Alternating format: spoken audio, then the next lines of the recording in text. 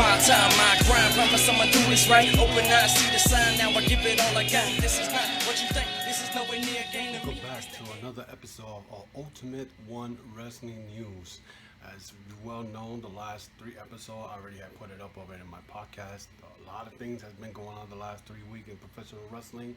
And a lot more happened this week that a lot of you may not or may not be aware that what's going on. But I want to thank those who viewed my last episode. I got almost 100 views during the week. That's good for a guy who just started in this wrestling podcast and this wrestling community doing this, because I know there's a lot of other guys out there doing their thing. But I'm here bringing you not just WWE content, I'm bringing you everything, professional wrestling as a whole. So I want to thank those who subscribe. For those who are watching me right now, press the subscribe button, hit that notification bell, and comment, whether it's negative or positive, whatever. Make yourself known, give your opinion on what I speak of in this wrestling channel, and bring whatever's in your head. Whatever I say, if you don't like it, you can speak up. It don't matter. You know what I'm saying? You got your voice, you got your opinions, and you are welcome to be heard.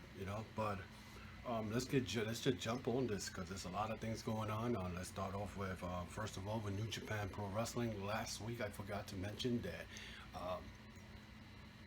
Otami, who was known in NXT, but now he's known as Kenta in New Japan Pro Wrestling. He showed up at the Dominion with Shibata, and he's going to be part of the G1 Supercard coming up. And the G1 Supercard, man, is loaded with a lot of talent. There's a lot of Block A and Block B. New Japan is going to bring this show. It's going to be rocking. I mean, there's Kenta's in the block A, where you got Zack Sabre Jr., you got Okada, Tanahashi, Bialog Fale. The talent goes on. I mean, there's going to be matchups in there that with Kenta that you're going to be loving it. I mean, it's going to be great. And then Block B, we have Moxley is in Block B, where you're going to see him with Jay White. He's going to fight Naito. He's fighting Shingo Takagi. I mean, those great matches, great matchups, dream matches that you would not see anywhere but in New Japan and G1 Supercard or G1 Climax. I keep calling it a Supercard. I don't know why, because G1 Supercard was in April. But the G1 Climax is going to be something to watch this summer. It's going to be great. It's good professional wrestling. If you're a hardcore professional wrestling fan, New Japan Pro Wrestling is what it's at. But as you also well know that they stopped Moxley from working the first show in July in Dallas, because there's been some type of issue where AEW does not allow Moxley to work with New Japan in the United States. So he's not going to show up at the first show. So he will not. That's why Block A will start the first show in Dallas. Also coming out of New Japan, there was a rumor going around that Geto was leaving as a booker of New Japan, and he killed those rumors right away. And he said that's not true. That that he's still going to be working as a booker for New Japan, and he's been with New Japan and forever. And he was been the booker since 2015, and he's not leaving. So I'm sure that a lot of other fans who don't like New Japan was like, yeah, he's leaving. He's not leaving. So New Japan is still doing their thing, and they're going to continue doing their thing. Also, at the IWGP Junior Tag Team titles, where there was there are new champions right now. They won the Ishimori and El Phantasmo beat Show and Yo from Roppongi Bites, beat them for the IWGP Junior Tag Team titles. I think that was last week in Japan. So now the Bullet Club, for the first time, has the Junior Tag Team belt, New Japan's version of tag team belts, Junior Tag Team belts. And so now we got Ishimori and El Phantasmo. It's a great tag team, and that's Junior division. You better watch out, because these guys can wrestle. El Phantasmo, I've been watching him since Red Pro, and he fought and participated in the Super Juniors. He did very well. I was very surprised that he beat Osprey not once, twice. So, he's a good wrestler, and that's somebody you gotta watch in the near future. Let's go to AEW. I'm just today. I'm not on point. I'm slipping all over the place. My tongue is like blah, blah, blah.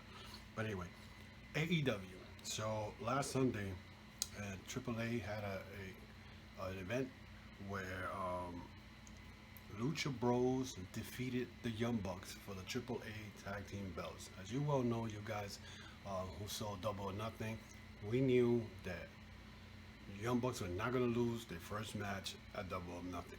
So that's why, they beat the Lucha Bros. So, the Lucha Bros put them over. So when they go to Mexico, the Young Bucks go and actually, lose to the Lucha Bros in Mexico. So they lost the belt. So now the new tag team champions are the Lucha Bros and AAA. So, but these guys are they're not gonna stop wrestling. There's gonna be other matches. Probably gonna be a rematch sooner or later.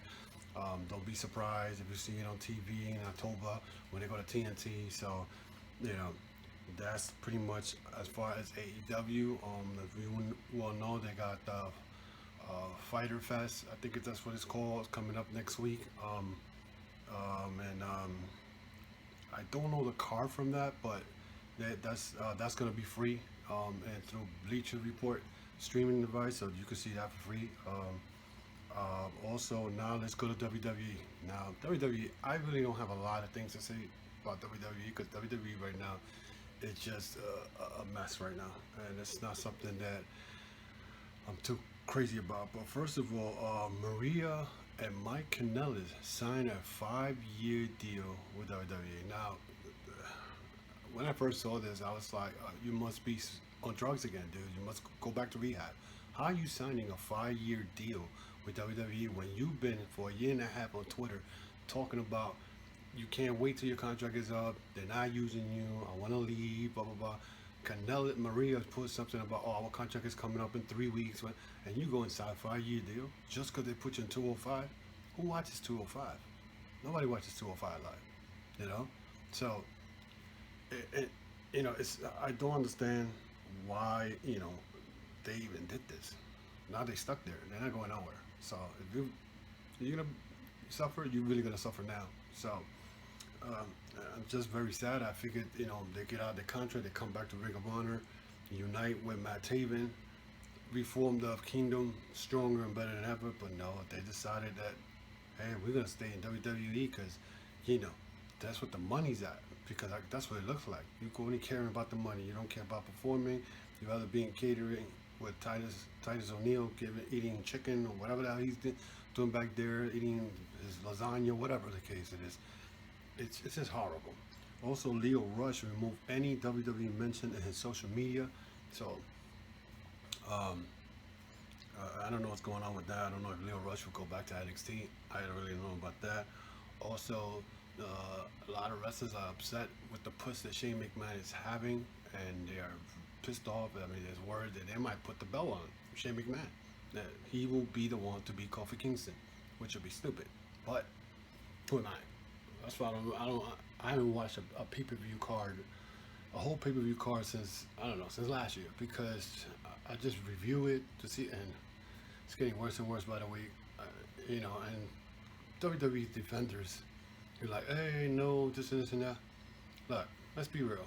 If you really, really like this product the way it is, then you're not a real wrestling fan. That's the way I see it. It's called professional wrestling, not soap opera or comedy. That 24/7 belt is ridiculous. They shouldn't even show it on TV. Put it on the YouTube.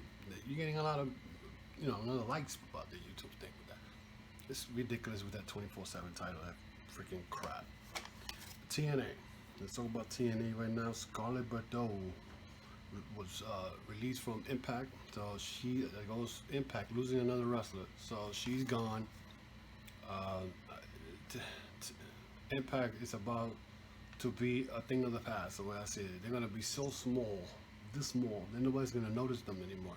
The fact they're in Pursuit Channel that nobody has, you can't get your product out. I'm sorry, nobody got Pursuit. Who got Pursuit? I don't got Pursuit. Anyway, I got pursuing files, but I gotta subscribe it. I don't want to pursue what? For what? It's crap. Anyway, that's not the point. The point here is they lost another wrestler, a very pretty lady. She was doing a little striptease and everything, but she was part of a lot of storylines that were pretty good. The fact that TNA continues to push these ECW wannabes, has been, put it that way, and putting them in matches, and then you're forgetting the other talent that you need to pay. Scarlett Bordeaux was one of them. You're about to lose LAX in August. That contract is up in August, I found out. Okay?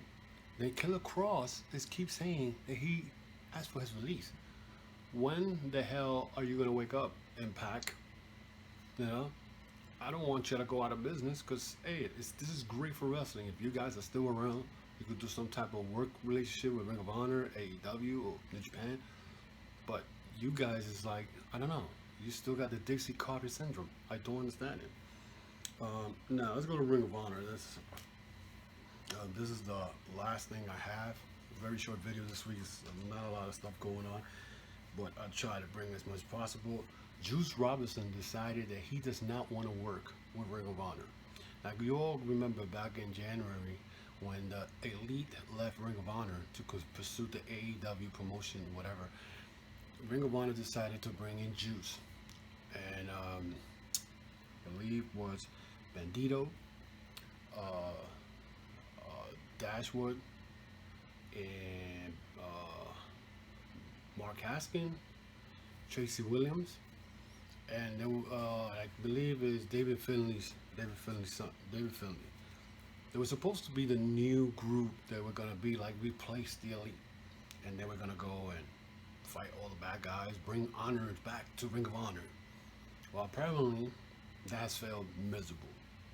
Apparently Juice Robinson doesn't want to work with them because their product suck. Let's be realistic. With that G1 Supercard back in Madison Square Garden, when they had the chance to go far, they dropped the ball. New Japan did what they do best, and Ring of Honor didn't. Ring of Honor just put the best card that Ring of Honor had was the Jay Lethal, Matt Taven, and Marty Scurll. Marty Scurll is their most popular wrestler they got. The Villain Enterprise and PCO. Other than that, I gotta reflect the Briscoes, but anyway, but Juice Robinson doesn't want to work with Ring of Honor. You know? So it looks like David Boy Smith may be heading to Ring of Honor. Now, David Boy Smith has a contract with Major League Wrestling. He's a part of a new tag team. It's a new tag team, the New Heart Foundation with Teddy Hart. So he signed with Major League Wrestling, but right now what I'm looking at and what I was reading was that he wasn't happy in New Japan. He didn't know where his character or his storylines were going. He asked if he was going to be part of the G1 Supercard in Madison Square Garden. They can't hold him back, so he ended up going to Bret Hart's Jim Neidhart's Hall of Fame induction where Bret Hart got attacked that night. So he ended up going. Apparently, he's decided that he's not coming back to New Japan. So he may end up going to Ring of Honor or Impact. Now, David Boy Smith, I will advise you to stay in Major League Wrestling. You know? And if you're going to between Impact and Ring of Honor, go to Ring of Honor. Because Impact, we don't know what's the stand. I mean, it's ridiculous. I don't know what's going to happen, but I don't know. Right now, it doesn't look good for Ring of Honor. They're not capitalizing on anything, and best in the world. The card looks good, but what's going to happen after that? You know. So, and I believe they only got one more show together with New Japan, CMML, and NWA, and called August Spectacular or Summer Spectacular, something like that. But anyway, that is it. It's very short, very sweet this week. Don't forget to subscribe, hit that button, hit that notification button. This week it was a short week. There was not a lot of stuff going on. But once again, I want to thank those who actually tuned in to this episode. And don't forget to push the subscribe button. Don't forget to hit the notification bell to get the new content that I put up here in Ultimate One Wrestling News, and hopefully I'll see you guys next week. Bye.